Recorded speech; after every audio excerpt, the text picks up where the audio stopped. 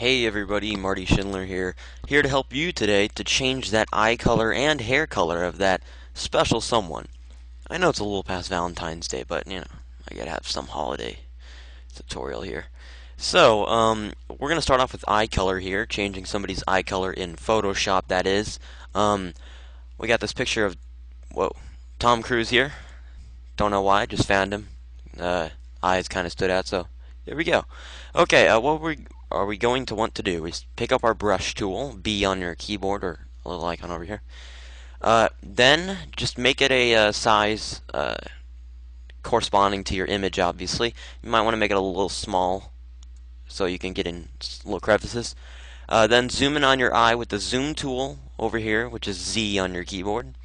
And then once you got a good look of the eye, go back to your brush tool, click Q on your keyboard. You'll enter quick mask mode. You'll notice nothing, new yet.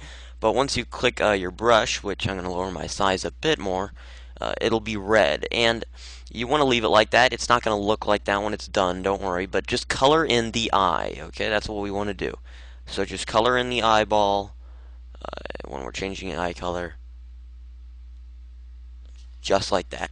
Okay, and once you're done coloring in the eye, press Q again, and you'll see it will select the eye. Well, what you want to do is go to this tool, which is the rectangular marquee tool, or just M on your keyboard. Right-click and go to Select Inverse. It's going to select the opposite, so now it's just going to select only the eye, when it was selecting everything but the eye. So we got just the eye selected. Okay. Then we want to right-click that portion and go to Layer via Copy. Okay, and what that's going to do is it's going to make a brand new layer of just the eyeball. And why we did that is just in case we want to compare it to the old one or we want to start over, it just makes it a lot easier. Then we're going to go to Image, Adjustments, Hue/Saturation, or we can go to Color Balance. Control B or Control U. I'm going to go to Color Balance, so Control B will get you there.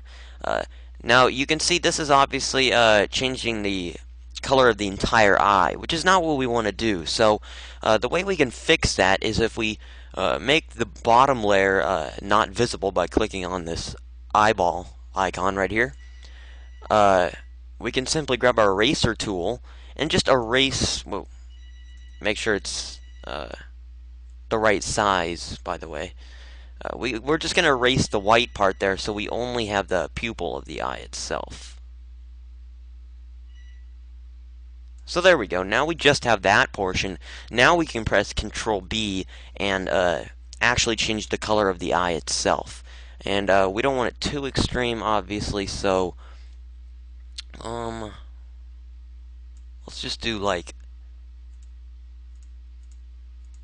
let's see what we can do. Let's just do that, and then OK. Then if we go to actual size, you can see the difference between IA, which is on the left, is what we ended up with, and IB on the right, what we started with. So, very cool way of changing eye color right there. Obviously, you might want to do both eyes, and that way you could just do one layer for both eyeballs. So, remember, just a quick mask right there with your brush, Q on your keyboard, color in the portion you want, click Q again, go to your marquee tool, right-click, select Inverse so it selects only that portion, new layer via Copy, and there you go. You can always spruce that up any way you want to, by the way, but I just thought that was a cool little thing there. Okay, now let's move on to hair, changing hair color. So let's exit that. Now there are two different types I'm going to go over here, blonde hair and brunette hair. Your hair will obviously fall into one of those categories. Blonde is easier to work with, brunette not so much, obviously, because you're limited on what you can change the hair color to, but we'll start with brunette anyway. We have this person here, no idea who it is, just found her on Google Images, but we'll see what we can do. What we want to do, and hair is a lot harder to work with, by the way, because there's lots of loose strands everywhere, so we're going to see what we can do.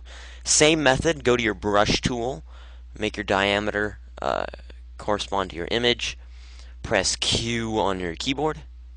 You'll enter your quick mask mode. You might want to zoom in on what you're working with just so you can get a better look on what you're working with. And then just start coloring in what you want. You'll periodically have to lower your diameter probably just to get to certain points of the hair. And this is where it gets kind of time consuming here because you don't want to spend the entire time on it. The good news is that if you do make a mistake, it's alright, but if you want to make a mistake, you'll probably want to make it bigger rather than smaller. So try to get more than the hair if you're going to screw up, rather than like forget to color in part of the hair. Yeah, I guess that's kind of hard to explain, but you know. Okay, so not much else to say at the moment. You can see I just went outside the hair quite a bit, and I'll show you in a moment how to fix that if that does happen.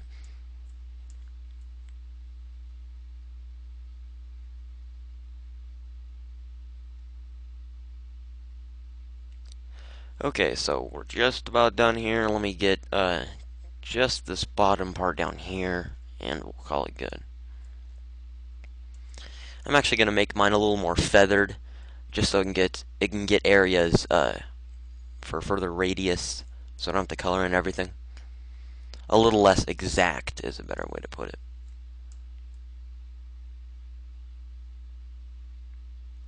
Okay, once you got your hair colored in very poorly, let me get this part actually a little bit better.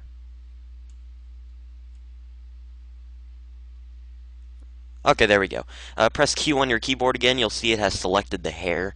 Then you want to go to your marquee tool, right-click, select Inverse, New Layer via Copy.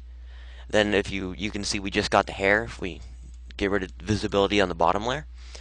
And what we want to do is just go in with our eraser tool to this layer and get rid of the parts we don't want. And that's how it'll fix it up.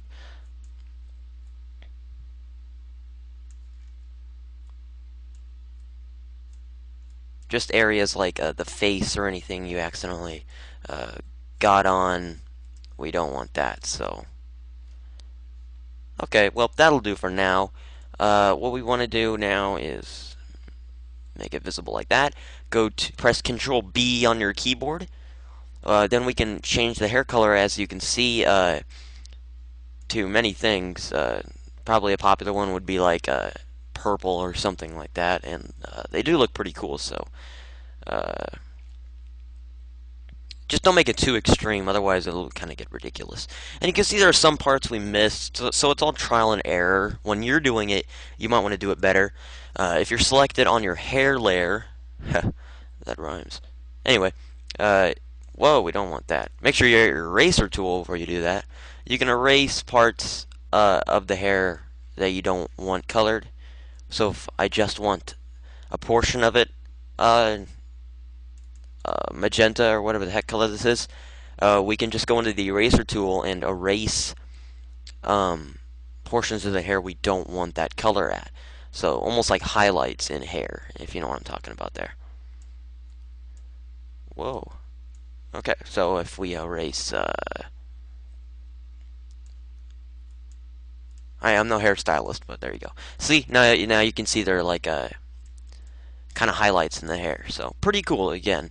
If we exit that picture and we bring up our blonde picture right here, and this has been used in another tutorial, but I just found it on Google Images, so yeah. Go into your brush tool again, Q on your keyboard, and just start coloring in the hair. Whoa, okay, I really screwed that up.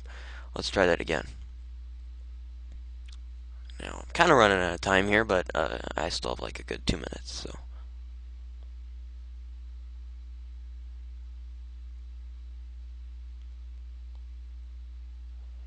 So, I hope you guys have more time than I do on this, obviously. Now, I'm going to lower the diameter just to get this strand of hair that's going in front of the ear right there. And I'll bring it back up, or one more down, actually. Color that in, and that. Okay, then Q on your keyboard again, you know the drill, people. Select inverse, new layer via copy, Control B, and there you go. Works really better, a lot better on blonde hair, I think, but it's all up to you. And now you can see we got a cool pink color hair for you.